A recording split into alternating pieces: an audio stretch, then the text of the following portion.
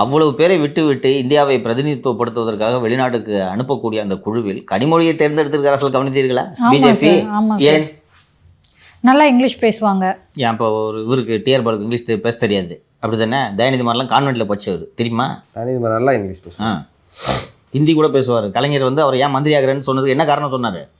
ஹிந்தி பேசுவார். இன்னொன்று, நீங்கள் ஐரோப்பிய நாட்டுக்கு போனீங்கன்னா அங்கே போய் இங்கிலீஷ் வச்சுட்டு என்ன பண்ண போகிறீங்க? இது பிஜேபியோட கேம். ஓகே, இவ்வளவு பேர் இருக்கும்போது கனிமொழிக்கு முக்கியத்துவம் கொடுப்பதால் கனிமொழிக்கு செல்வாக்கு கொடுக்கிறதா? அப்படி தினமும் ஒரு அரசியல் கட்சி ஆப்ரேட் பண்ணுவாங்க. ஸோ உதயநிதி அவர்களை ரீப்ளேஸ் பண்ணுறதுக்கு முயற்சி பண்ணுறாங்களா கனிமொழி அவர்களை வச்சு? அதுதானே அரசியல், அது சரியும் கூட. உதயநிதியோடு ஒப்பிடுகையில் கனிமொழி வாரம் தூத்துக்குடி செல்கிறார். கரெக்டாப்பா? Every Saturday Sunday shall be தேர்.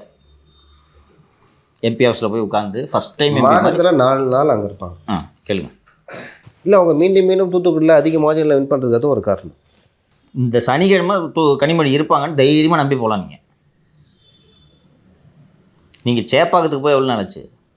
அப்படி இருக்கும்போது இப்போ ஒரு புயல் கட்சியை சுற்ற தொடங்கி இருக்கிறது. அப்போது கட்சி சின்னாபின்னம் ஆகும்போது கனிமொழி தலைமையில் ஒரு அணி உருவாகிறதுக்கு வாய்ப்பு இருக்கிறதா இல்லையா?